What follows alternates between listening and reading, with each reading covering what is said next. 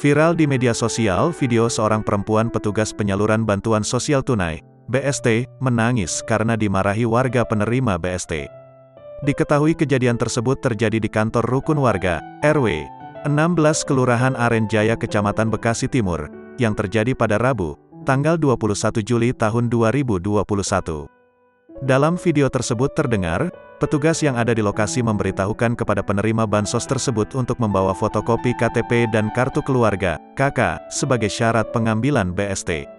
Nampak, pria berpakaian kaos berwarna hijau tua tersebut tidak menerima pemberitahuan tersebut.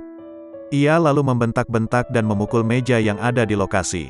Terus apalagi fotokopi rumah, akte, ungkap penerima bansos dalam video tersebut. Tak hanya itu, penerima BST tersebut juga nampak menantang petugas yang berada di lokasi untuk berkelahi.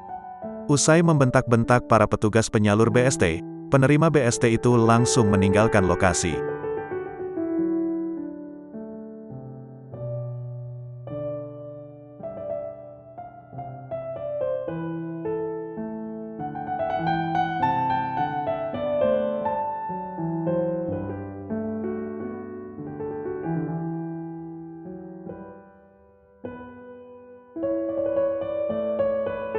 Gerobak berwarna coklat bertuliskan wedang jahe, ramai didatangi para pembeli. Aroma jahe merah yang direbus terasa hangat dan melegakan.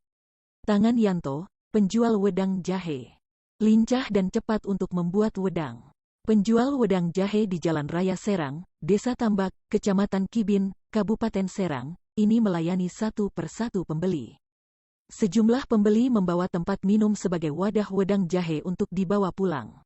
Selama pandemi COVID-19, permintaan meningkat hingga 4 kali lipat, kata Yanto kepada tribunbanten.com di lapaknya, Selasa, tanggal 20 Juli tahun 2021, malam. Sebelum pandemi COVID-19, Yanto mengaku membuat wedang jahe sekitar 40 liter dalam beberapa jam. Sekarang, dia bisa membuat wedang jahe hingga 180 liter.